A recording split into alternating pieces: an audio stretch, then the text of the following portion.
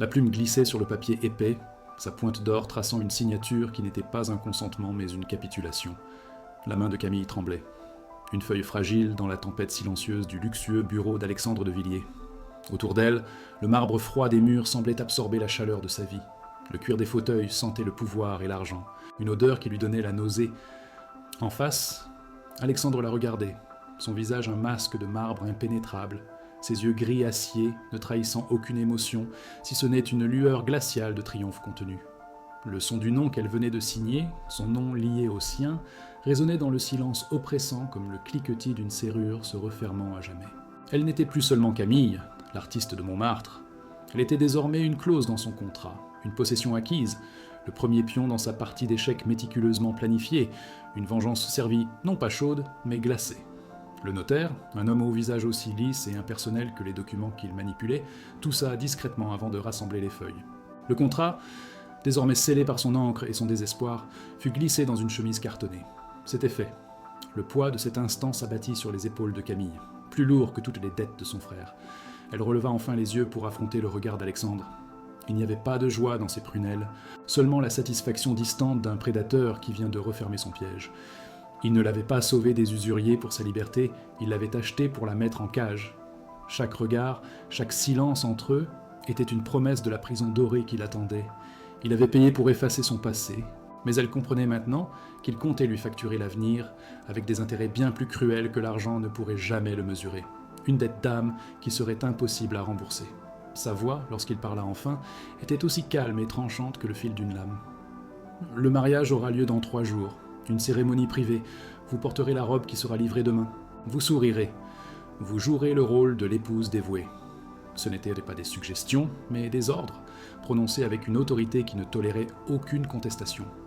Chaque mot était une pierre de plus, ajoutée au mur de sa cellule. L'humiliation la submergea, une vague brûlante qui colora ses joues. Il ne voulait pas d'une épouse. Il voulait une actrice pour une mascarade dont il était le seul metteur en scène. Il la dépouillait de son identité, de son art, de sa fierté, la réduisant à une simple silhouette dans son grand théâtre de la vengeance. Elle était devenue Madame de Villiers, un titre prestigieux qui sonnait comme une sentence, le nom d'une femme qui n'existait pas encore mais qui était déjà brisée. Dans le tumulte de sa défaite, une pensée la maintint droite. Son frère. C'était pour lui, pour l'honneur de sa mémoire et pour la dette qui menaçait de tout détruire, qu'elle se sacrifiait. Ce contrat n'avait jamais été un choix entre la dignité et la honte, mais une décision brutale entre la vie et une fin bien plus sombre. Et au fond de ses yeux, une étincelle de défi refusait de s'éteindre, une promesse silencieuse qu'elle se faisait à elle-même. Il pouvait posséder son nom, son corps, son temps, mais son esprit, l'âme de l'artiste qui peignait la vérité sur les pavés de Paris, resterait à jamais hors de sa portée.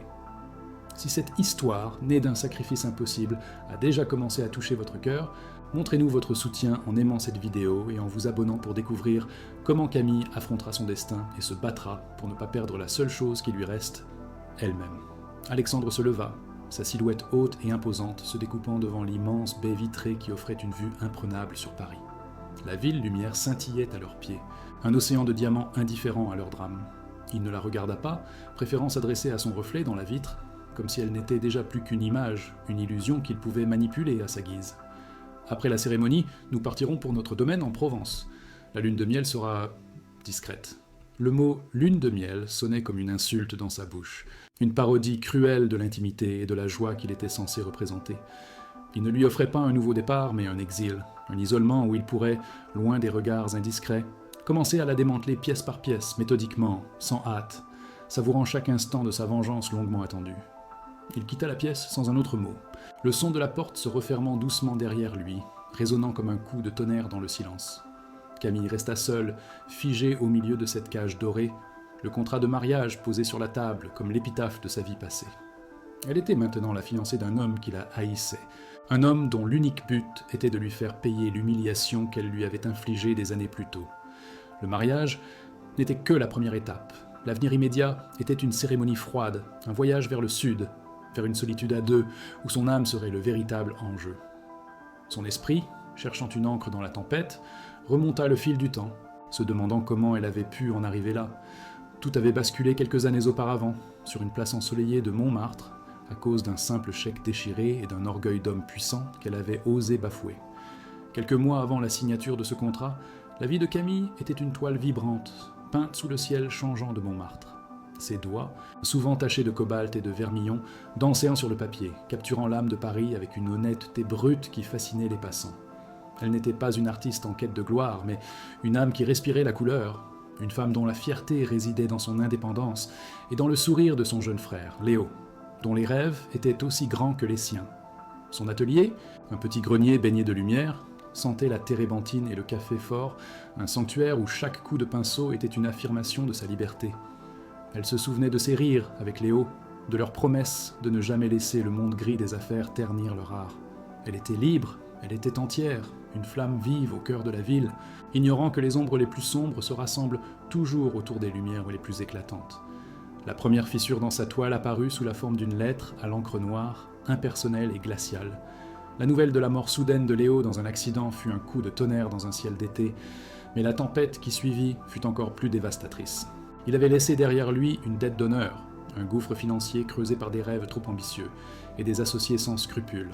Les créanciers, des hommes au visage dur et aux paroles tranchantes, ne tardèrent pas à se manifester. Le parfum de la peinture fraîche dans son atelier fut bientôt remplacé par l'odeur âcre de la peur. Chaque coup frappé à sa porte faisait sursauter son cœur. Les couleurs de ses toiles devinrent plus sombres, les lignes plus hésitantes.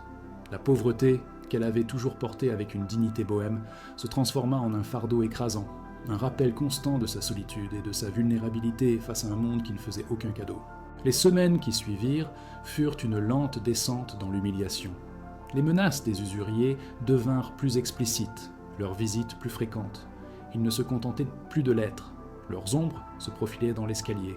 Leur voix basse résonnait à travers sa porte, promettant de souiller la mémoire de son frère si elle ne payait pas. La honte publique s'installa insidieusement. Les marchands du quartier, qui la saluaient autrefois avec affection, détournaient maintenant le regard. Elle entendait les murmures dans son dos, la pitié mêlée de mépris. Elle était devenue la petite peintre endettée, une histoire triste que l'on se racontait à voix basse. Son art, autrefois sa plus grande fierté, devint sa plus grande souffrance. Chaque toile qu'elle vendait à un prix dérisoire pour rassembler quelques pièces était un morceau de son âme qu'elle sacrifiait, une concession douloureuse qui la laissait un peu plus vide à chaque fois. Pourtant, au plus profond du désespoir, une étincelle de son ancien esprit refusait de s'éteindre. Une nuit, alors que le silence de son atelier était assourdissant, elle se posta devant un chevalet vide. Elle ne peignit pas pour vendre, ni pour oublier, mais pour se souvenir de qui elle était. Ses mains, guidées par une force intérieure qu'elle croyait perdue, tracèrent les lignes de son propre visage. Ce n'était pas un portrait de la peur ou de la défaite, mais un regard de défi, une bouche serrée par la détermination, des yeux qui, malgré les cernes de fatigue, brillaient d'une lumière indomptable. Cette toile devint son encre, le témoignage silencieux de sa résilience. Elle la cacha des regards, la gardant comme un secret précieux, une promesse qu'elle se faisait à elle-même. Il pouvait prendre son argent, sa tranquillité, mais il ne prendrait jamais l'essence de son être, l'artiste incorruptible qui vivait en elle. Le point de rupture arriva un matin pluvieux. La porte de son atelier fut forcée, non pas par les usuriers, mais par leurs actions. Un avis d'expulsion, froid et officiel, était cloué sur le bois. Ils avaient racheté sa dette auprès de son propriétaire. Elle avait une semaine pour payer ou tout perdre, son atelier, son refuge, le dernier lieu qui gardait vivant le souvenir de son frère. C'était le coup de grâce. La peur se mua en une panique glaciale. Elle se tenait au milieu de ses toiles, le cœur battant à tout rompre, réalisant qu'elle était complètement acculée. Sa fierté, son indépendance, tout cela n'était plus que des mots vides face à la brutalité de la réalité. C'est cette vulnérabilité absolue, cette absence totale d'issue, qui allait devenir l'arme parfaite entre les mains de l'homme qu'elle avait un jour humilié, sans un regard en arrière. C'est là, au milieu du chaos de ses pensées et de la menace imminente, qu'une voiture d'un noir lustré, silencieuse comme un prédateur, se gara au bas de sa rue. Un homme en costume impeccable en descendit, traversa la chaussée sans se soucier des flaques d'eau et lui tendit une enveloppe rigide. Son cœur s'arrêta, pensant que c'était la fin. Mais l'enveloppe ne portait pas l'écriture grossière des usuriers. Au centre, un blason familial était gravé en relief, celui des De Villiers. À l'intérieur, une simple carte de visite et une invitation à une discussion d'affaires dans les bureaux d'Alexandre de Villiers. Le nom frappa sa mémoire comme un éclair, ramenant à la surface le souvenir d'un visage arrogant, d'un chèque déchiré et d'un orgueil blessé. Un frisson la parcourut, un mélange de terreur et d'une étrange, terrible intuition. Elle ne le savait pas encore, mais elle ne se dirigeait pas vers une solution, mais vers une cage dorée, dont la porte était sur le point de s'ouvrir. L'ascenseur montait dans un silence feutré, une cage de verre et d'acier qui l'arrachait aux rues animées de Paris pour la propulser vers le ciel glacial des puissants. Chaque étage franchi était un pas de plus loin de son monde, de l'odeur de la peinture et de la liberté, un pas de plus vers l'inconnu terrifiant qu'incarnait Alexandre de Villiers. Camille serrait contre elle son mince portefeuille, comme un bouclier dérisoire. À travers la paroi transparente, la ville s'étalait, mais elle ne voyait plus sa beauté, seulement un labyrinthe de pierres qui l'avait piégée. Elle sentait le regard des autres occupants de la tour sur ses vêtements simples, sur ses mains encore légèrement marquées par les pigments. Elle était une anomalie dans cet univers de luxe aseptisé, une tache de couleur vive dans un monde monochrome, et elle sentait déjà le poids du jugement, l'arrogance silencieuse de la richesse qui la toisait, avant même qu'elle n'ait atteint sa destination finale, le bureau de l'homme qui tenait son avenir entre ses mains. La porte du bureau s'ouvrit sans un bruit, révélant une pièce si vaste et si impersonnelle qu'elle ressemblait plus à une galerie d'art moderne qu'à un lieu de travail. De gigantesques baies vitrées offraient une vue panoramique sur la capitale, transformant la ville lumière en une maquette silencieuse. Alexandre de Villiers se tenait là, de dos, contemplant son royaume de béton et de verre. Lorsqu'il se retourna, le temps sembla se suspendre. Il était exactement comme dans son souvenir, mais plus dur, plus froid. Son costume sur mesure épousait des épaules larges, son visage était une sculpture de marbre aux arêtes vives, et ses yeux gris acier la transpercèrent, dénués de toute chaleur. Il y avait dans son immobilité une puissance contenue, celle d'un prédateur qui n'a pas besoin de se presser, certain que sa proie ne peut lui échapper. Pour lui, elle n'était qu'une artiste effrontée, désormais brisée. Pour elle, il était l'incarnation même du pouvoir implacable qu'elle avait toujours méprisé. Sa voix, lorsqu'il parla, était dénuée de toute inflexion, un son grave et contrôlé qui semblait absorber tout l'oxygène de la pièce. « Mademoiselle Dubois, je vous remercie d'être venue. Ce n'était pas une politesse, mais la constatation d'un fait inévitable. » Il fit un geste en direction d'un fauteuil en cuir noir, une invitation qui sonnait comme un ordre. Il ne perdit pas de temps en préambule. « Je suis au courant de votre situation, la dette de votre frère, l'avis d'expulsion, les hommes qui vous importunent. » Chaque mot était une pierre jetée dans la mare de son désespoir, chaque phrase une démonstration de sa toute-puissance, de sa capacité à pénétrer les recoins les plus sombres de sa vie. Il la déshabillait de ses secrets, la mettait à nu sous le projecteur glacial de sa connaissance, savourant visiblement la manière dont son visage se fermait, dont sa posture se raidissait dans une vaine tentative de protéger sa dignité mise à mal. Il se déplaça vers son bureau, un monolithe de bois sombre et de métal, et posa ses mains à plat sur la surface lisse. Son regard ne la quitta pas une seconde, intense, calculateur. « Je vous propose un arrangement, dit-il, le mot « arrangement » sonnant comme une insulte. « Je vais rembourser intégralement la dette de votre frère. Je vais faire en sorte que ces hommes vous laissent en paix pour toujours. Je vais vous assurer une sécurité que vous n'avez jamais connue. » Il marqua une pause, laissant le poids de ses promesses s'installer, la tentation d'une issue facile danser devant ses yeux fatigués. Puis, le couperet tomba, ses mots tranchants comme du verre brisé. « En échange, vous m'épouserez. » Le silence qui suivit fut assourdissant, brisé uniquement par les battements affolés du cœur de Camille. Le mot « mariage » dans sa bouche n'avait rien d'une promesse d'amour. Il avait le goût du fer et de la vengeance. Un rire amer, presque un sanglot s'échappa des lèvres de Camille. « Vous êtes fou !» Sa voix tremblait, mais elle était chargée d'une indignation féroce. Se lever, partir, claquer la porte à ce visage arrogant, c'était tout ce que son instinct lui criait de faire. « Je ne suis pas à vendre, monsieur de Villiers.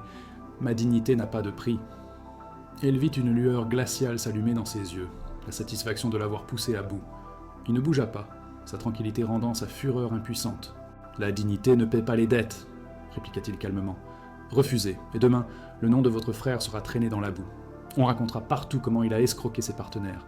Votre atelier sera vidé, vos toiles jetées à la rue. Vous n'aurez plus rien. Le choix vous appartient, bien sûr. La fierté dans le déshonneur, ou la soumission dans l'opulence. L'ultimatum était clair, brutal, ne lui laissant aucune échappatoire. Le monde de Camille bascula. La force qui l'avait animée un instant plus tôt s'effondra, la laissant vide et tremblante. Elle regarda par la fenêtre, la ville indifférente à son sort. Il l'avait acculée, transformant son amour pour son frère et son désir de protéger sa mémoire en une arme contre elle. Elle comprit alors sa première impression. Il n'était pas un homme, mais une force de la nature, une tempête calculée qui détruisait tout sur son passage pour arriver à ses fins. Pour lui, elle était l'objet de sa vengeance, le trophée qui effacerait une vieille humiliation. Elle sentit le poids de la défaite l'écraser. Sa rébellion s'éteignit, remplacée par la résignation glaciale de celle qui n'a plus le choix. Elle croisa son regard triomphant, et dans un murmure à peine audible, un souffle qui lui coûta tout ce qui lui restait d'âme, elle prononça le mot qui scellait son destin. « J'accepte ».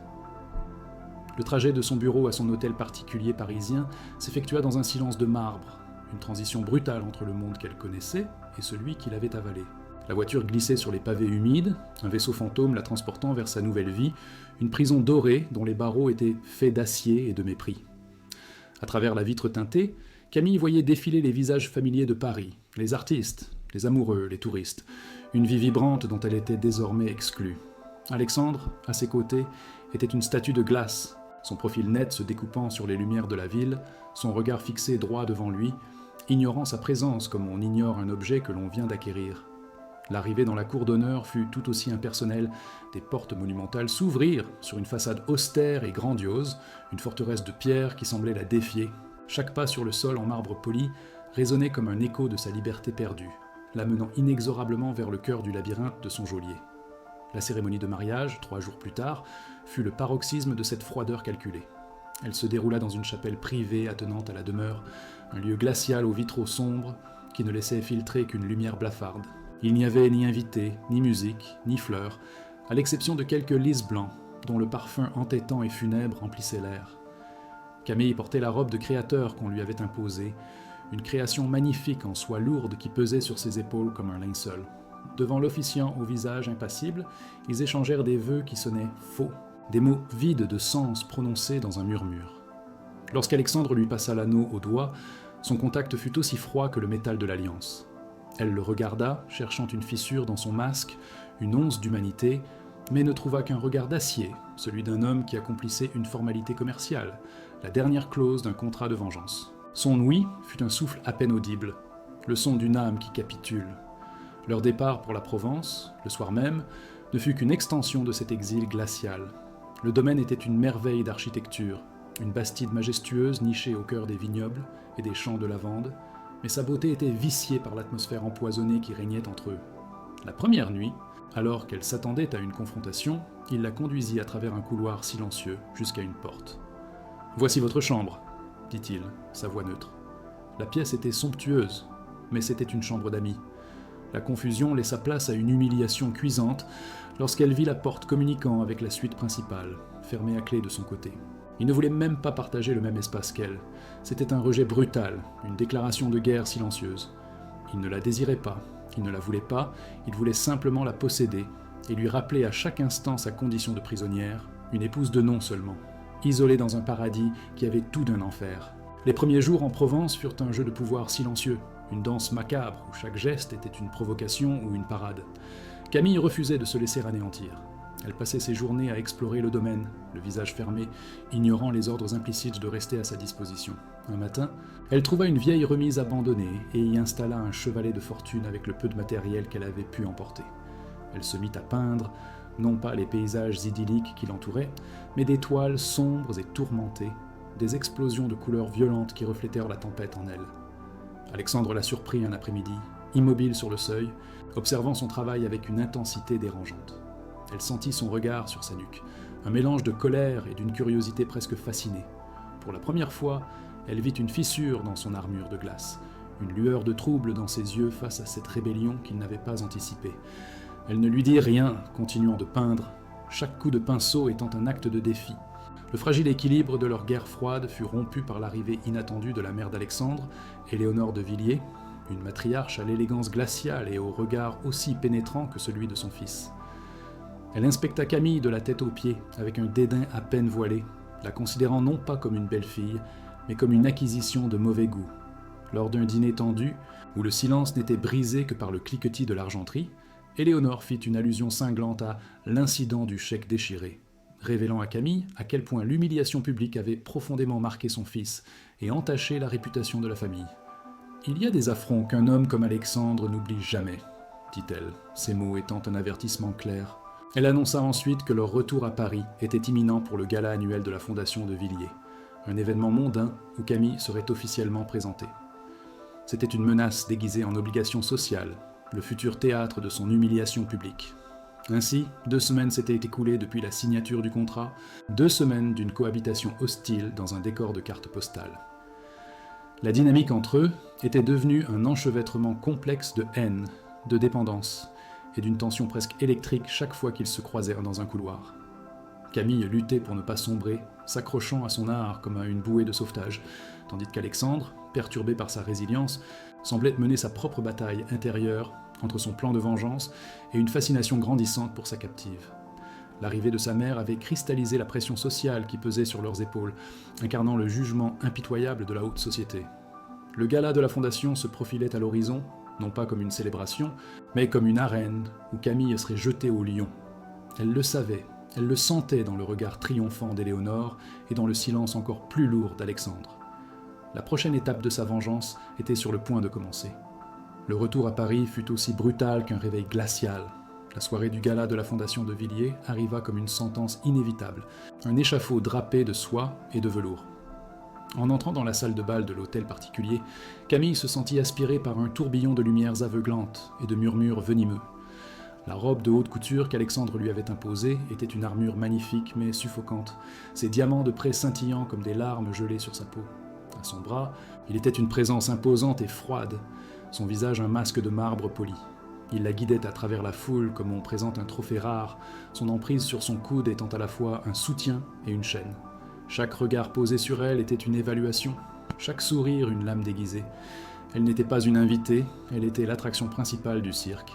L'artiste de rue que le prince avait daigné sortir du caniveau, et l'air était saturé de la curiosité cruelle de ceux qui attendaient sa première chute.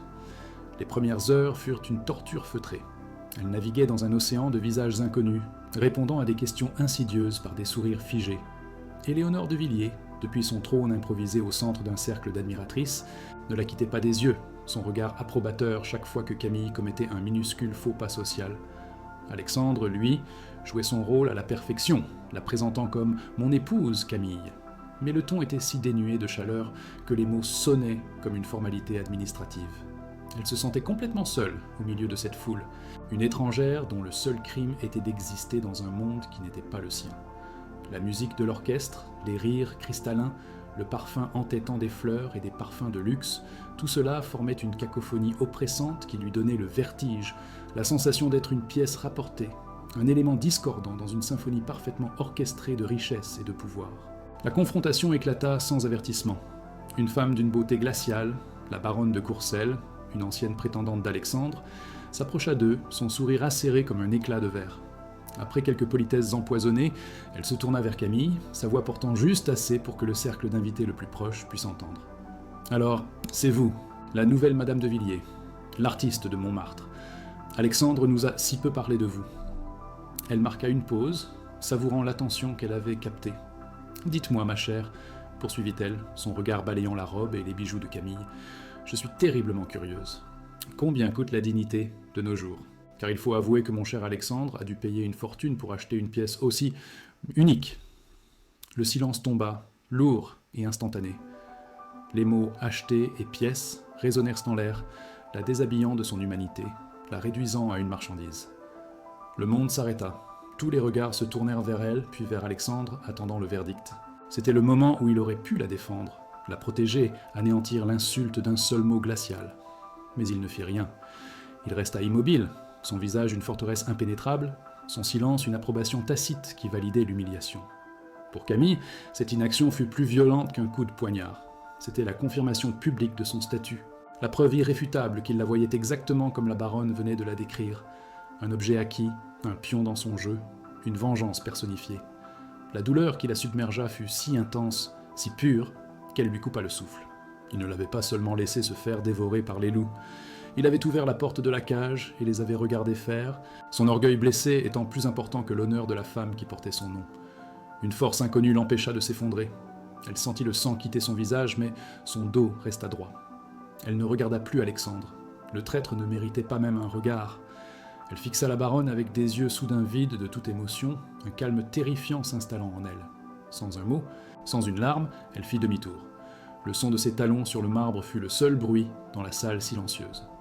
Elle traversa la foule qui s'écarta devant elle comme les eaux de la mer Rouge, chaque pas la ramenant un peu plus à elle-même, loin de cette mascarade. Elle ne courut pas. Elle marcha, la tête haute, une reine déchue quittant son royaume en ruine. Elle passa les portes dorées, descendit le grand escalier et sortit dans la nuit parisienne. L'air froid et humide sur sa peau brûlante étant le premier contact réel qu'elle avait senti depuis des heures. Elle avait quitté la scène, laissant derrière elle le silence assourdissant de son départ. Elle marcha sans but, ses pieds la guidant instinctivement à travers les rues endormies, loin des lumières des Champs-Élysées, vers les hauteurs familières de sa butte.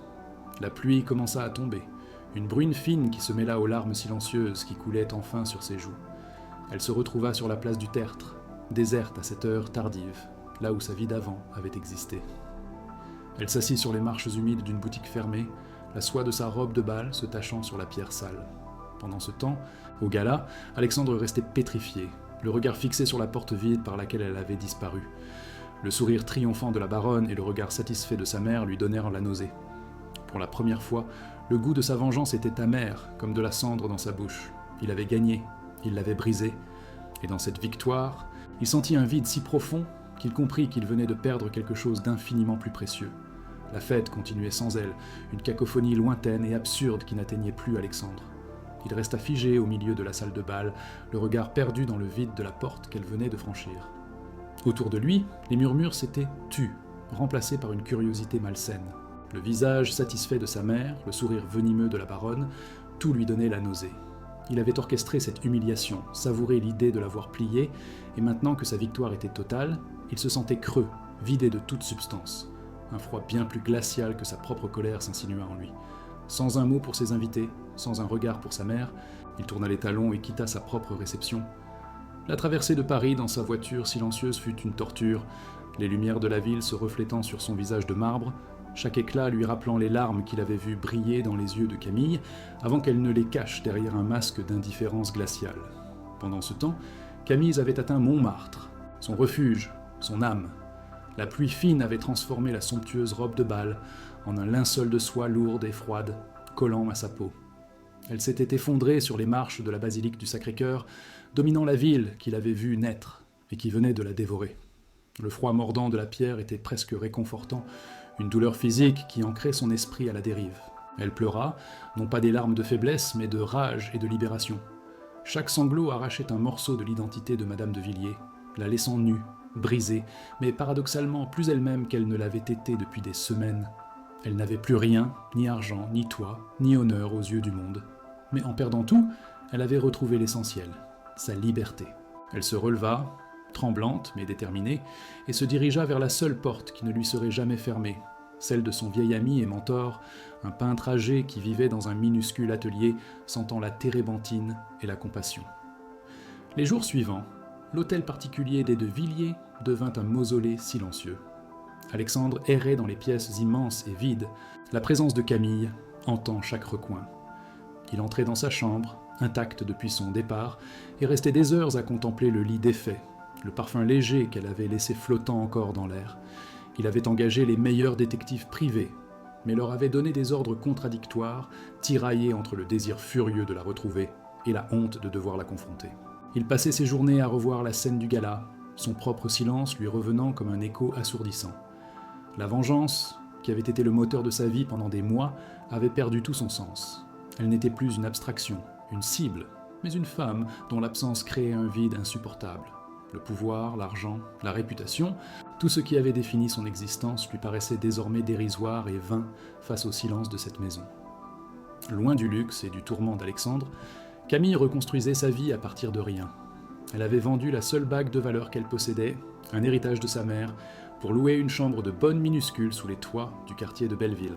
Elle avait trouvé un travail de serveuse dans un petit bistrot où personne ne connaissait son nom ni son histoire. Les longues heures de service épuisaient son corps mais apaisaient son esprit, la laissant trop fatiguée pour penser. Elle évitait Montmartre, évitait tout ce qui pouvait lui rappeler son ancienne vie, et surtout, elle évitait de peindre. Ses mains, autrefois couvertes de pigments colorés, étaient maintenant abîmées par l'eau chaude et le détergent. L'art était trop intimement lié à son âme, une âme qu'elle sentait encore trop fragile pour être exposée, même sur une toile. Elle vivait dans l'anonymat, une ombre parmi les ombres de Paris, se cachant non seulement de lui, mais aussi d'elle-même, de l'artiste qu'elle avait peur de ne plus jamais retrouver. Un mois s'était écoulé, un mois de rapports infructueux de la part des détectives.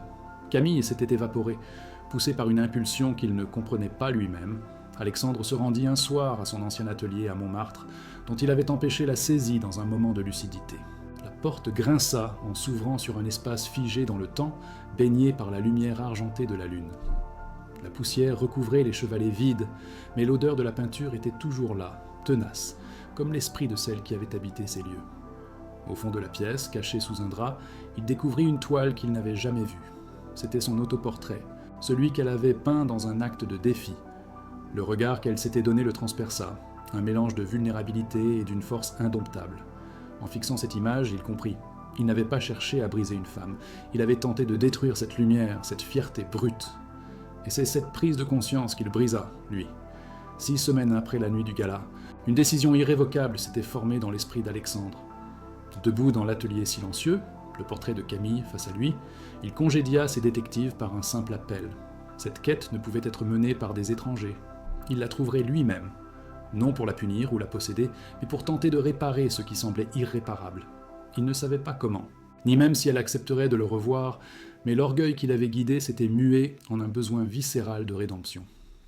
Au même moment, à l'autre bout de Paris, dans sa petite chambre de Belleville, Camille, après des semaines de résistance, avait acheté une modeste boîte d'aquarelle. Ses doigts tremblaient légèrement en ouvrant le couvercle, redécouvrant les couleurs vives. Une première touche de bleu sur le papier blanc fut un soupir, le premier battement d'un cœur artistique qui refusait de mourir, ignorant que l'homme qui avait failli l'éteindre avait enfin commencé à chercher la lumière. La quête d'Alexandre commença non pas avec la puissance d'un magnate, mais avec l'humilité d'un pèlerin. Il quitta les avenues opulentes de son Paris pour s'enfoncer dans les ruelles sinueuses de Montmartre, son costume impeccable, une dissonance au milieu de la bohème colorée. Il ne cherchait pas une fugitive, mais les fragments d'une âme qu'il avait brisée.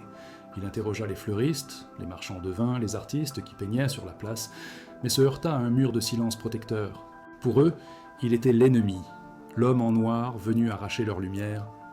Chaque refus, chaque regard méfiant était une nouvelle blessure à son orgueil, mais une blessure nécessaire.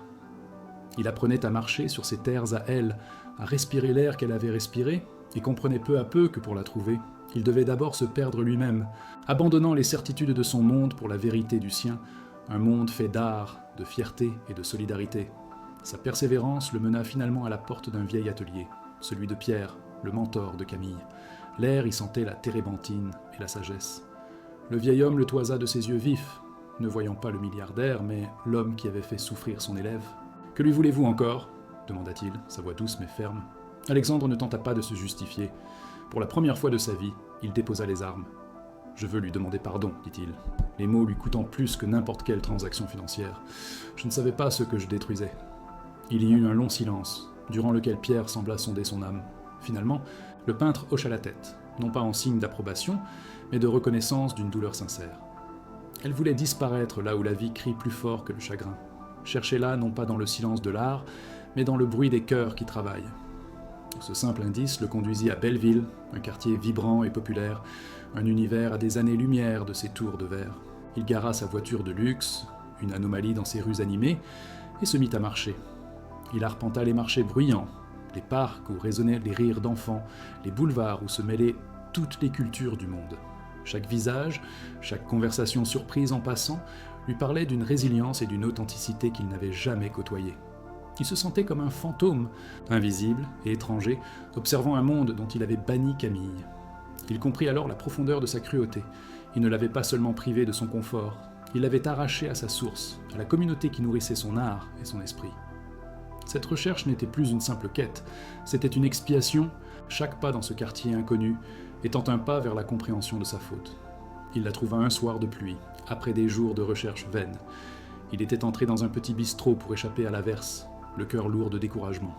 Et elle était là, derrière le comptoir, essuyant des verres, son visage fatigué éclairé par la lumière crue des néons.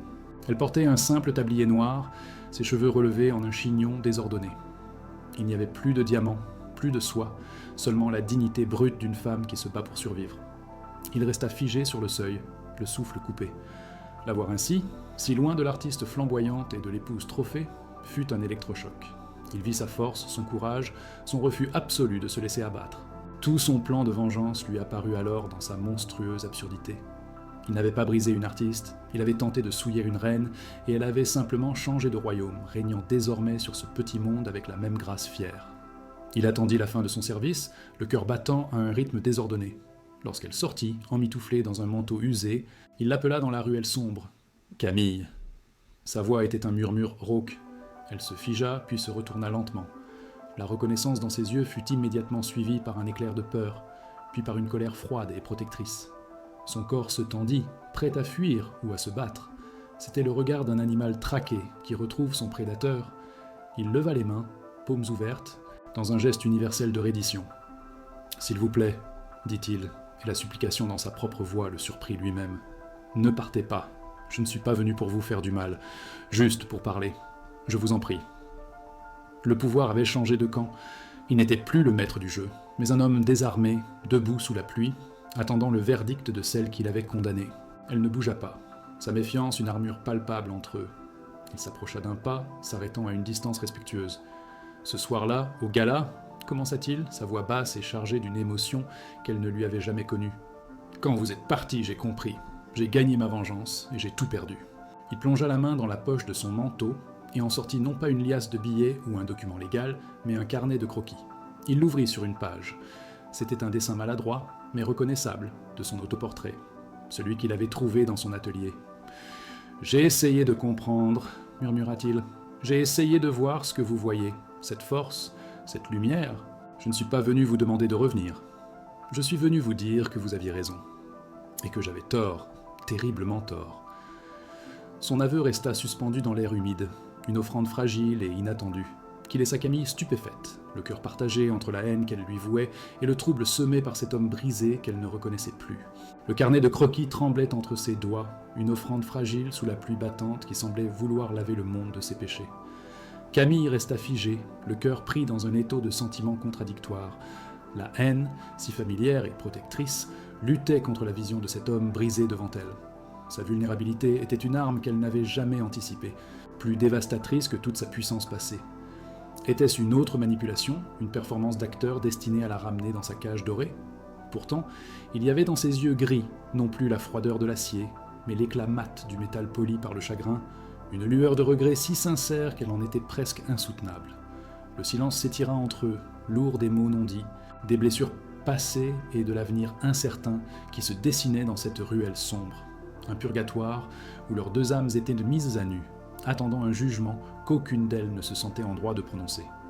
Alexandre fit un pas de plus, acceptant son silence comme une permission tacite de vider son cœur. « Je n'avais pas seulement tort, » reprit-il, sa voix un murmure rauque qui se mêlait au son de la pluie. « J'étais un monstre.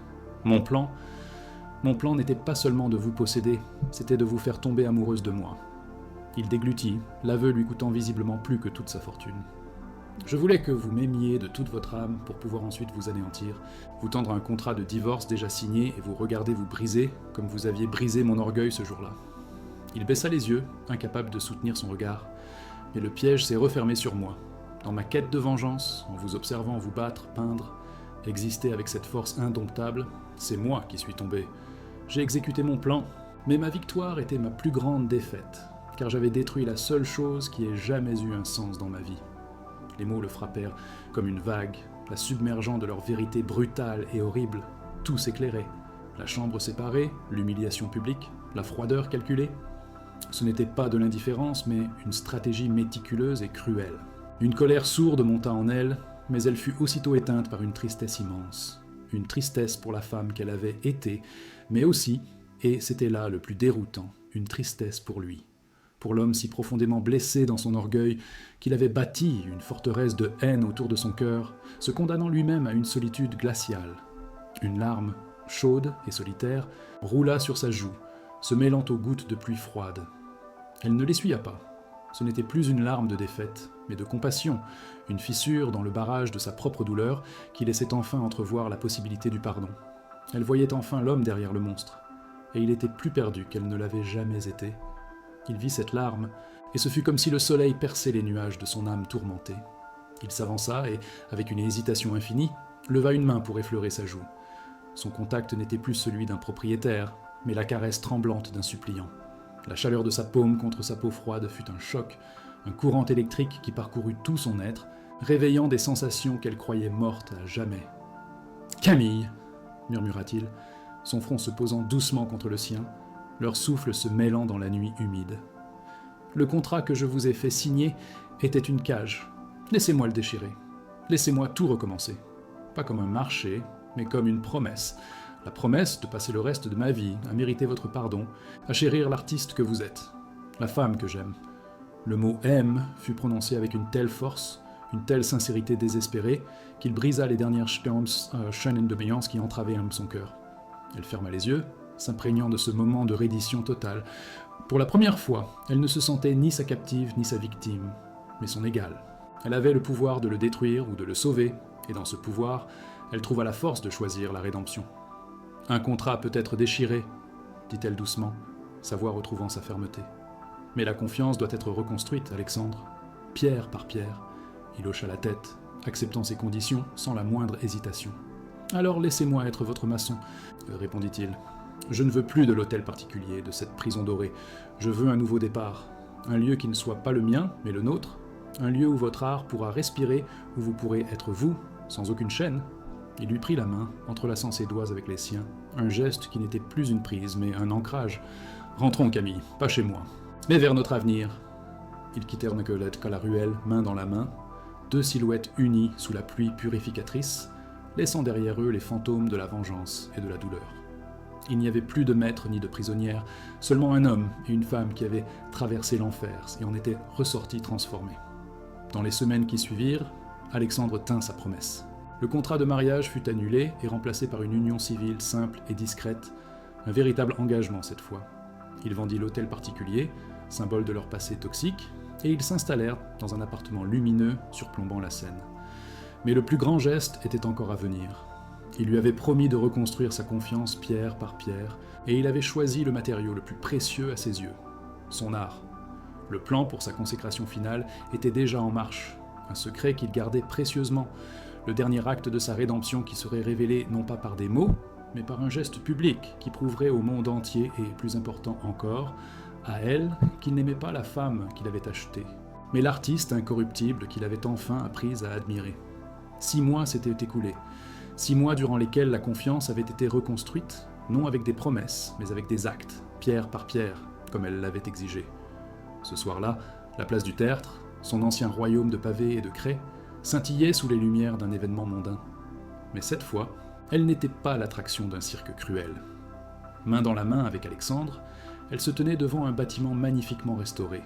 Sa façade de pierre blanche portant des lettres de bronze élégantes, Galerie Camille. L'air sentait le vernis frais et le champagne, un mélange improbable qui symbolisait leur nouvelle vie. Son contact n'était plus une chaîne, mais un ancrage, sa présence une source de calme. Dans la foule, elle reconnaissait les visages qu'il avait jugés au gala, leurs expressions désormais un mélange de curiosité et de respect confus. Le théâtre était dressé, non pour une nouvelle humiliation, mais pour sa consécration, une rédemption publique orchestrée par l'homme qui avait enfin appris à valoriser son âme plus que son nom. Alexandre s'avança vers le micro installé devant la galerie. Un silence respectueux s'installa sur la place. Sa voix, autrefois l'instrument de son pouvoir glacial, était maintenant empreinte d'une humilité qui désarmait l'auditoire. Il ne parla pas d'art comme d'un investissement, ni de cette galerie comme d'une nouvelle acquisition. Il parla d'une dette, la plus importante de sa vie, non pas envers des créanciers, mais envers une seule femme. Il raconta, sans la nommer, l'histoire d'un homme aveuglé par l'orgueil, qui avait tenté de posséder une lumière qu'il ne pouvait comprendre, et qui avait failli s'éteindre lui-même dans les ténèbres de sa propre vengeance. Durant tout son discours, il ne quitta pas Camille des yeux, transformant cette confession publique en la plus intime des déclarations d'amour. Sa mère, Éléonore, regardait la scène, son masque d'aristocrate fissuré pour la première fois par une lueur de compréhension, réalisant que son fils avait échangé un empire de solitude contre un royaume de sentiments partagés. Il la guida ensuite à l'intérieur, la foule se séparant devant eux. La galerie était un écrin de lumière et d'espace, un sanctuaire conçu pour célébrer la couleur et la vie. Au centre de la pièce principale, sous un projecteur doux, une unique toile attendait, recouverte d'un lourd voile de velours rouge. « Ceci n'est pas un cadeau !» murmura Alexandre à son oreille, sa voix chargée d'émotion. « C'est une restitution !» D'un geste lent, il tira sur le cordon. Le voile glissa au sol, révélant son autoportrait, celui qu'elle avait peint dans un acte de défi ultime. Mais les traits étaient différents, la technique moins assurée, empreinte d'une vulnérabilité poignante. « Ce n'est pas l'original », avoua-t-il. « Je l'ai peint, de mémoire. Chaque nuit, j'ai essayé de retrouver chaque ligne de votre force, chaque éclat de votre esprit. C'est le seul moyen que j'ai trouvé pour vous demander pardon. » Des larmes de joie coulèrent sur les joues de Camille, comprenant que ce tableau maladroit était son chef-d'œuvre, le témoignage d'un amour plus précieux que toutes les toiles de maîtres du monde. Leur vie, loin des drames et des projecteurs, était devenue une toile peinte de gestes tendres. Dans leur appartement lumineux surplombant la Seine, les portes n'étaient jamais fermées à clé. La lumière du matin inondait l'espace, dansant sur les nouvelles œuvres de Camille, des explosions de couleurs vibrantes qui avaient remplacé les paysages tourmentés de Provence. Il n'y avait plus de silence hostile, mais le son d'une musique douce, le murmure de leur conversation et le crissement familier de ses pinceaux sur la toile. Il la regardait souvent travailler, non plus avec la froideur d'un collectionneur, mais avec l'émerveillement d'un homme qui contemple un miracle. Il lui apportait une tasse de thé, arrangeait une mèche de cheveux rebelles derrière son oreille, des gestes simples et quotidiens qui constituaient les fondations solides de leur bonheur. Ils avaient appris que le véritable luxe n'était pas dans l'opulence, mais dans la paix d'une présence aimante, une sécurité qu'aucun contrat ne pourrait jamais acheter ou vendre. Ce soir-là, après le tumulte de l'inauguration, ils se tenaient sur leur balcon, enlacés, contemplant Paris qui scintillait à leurs pieds comme une promesse tenue. La ville qui avait été le témoin de leur guerre était devenue le jardin silencieux de leur amour. Il posa son menton sur son épaule, son souffle chaud dans son cou. « Toute ma vie, j'ai construit des choses, » dit-il doucement. « Des entreprises, des empires. Mais rien n'a jamais eu autant de valeur que ce que nous reconstruisons ensemble, chaque jour. » Elle se tourna dans ses bras, sa main venant se poser sur son cœur, sentant ses battements réguliers et forts. Le regard qu'ils échangèrent contenait tout leur parcours, la douleur du passé, la gratitude du présent et l'infinie possibilité de l'avenir. Leurs lèvres se rencontrèrent dans un baiser profond, un sceau définitif sur leur nouvelle vie, un contrat d'amour éternel écrit non avec de l'encre, mais avec la lumière indélébile du pardon. Leur histoire, née des cendres d'une vengeance, est la preuve que même les cœurs les plus endurcis peuvent apprendre le langage du pardon et de l'amour. Si leur voyage de l'ombre à la lumière a résonné en vous, montrez-nous votre soutien en aimant cette vidéo. Partagez dans les commentaires le moment qui vous a le plus touché, l'humiliation qui a tout déclenché, la confession sous la pluie ou ce geste final de rédemption à travers l'art. Chaque commentaire et chaque partage nous aident à continuer de tisser des récits qui explorent les recoins les plus complexes de l'âme humaine. Pour ne manquer aucune de nos prochaines histoires d'amour impossibles et de rédemption passionnée, abonnez-vous à notre chaîne et activez la cloche des notifications. Merci de nous avoir accompagnés dans cette aventure et à très bientôt pour un nouveau voyage au cœur des émotions.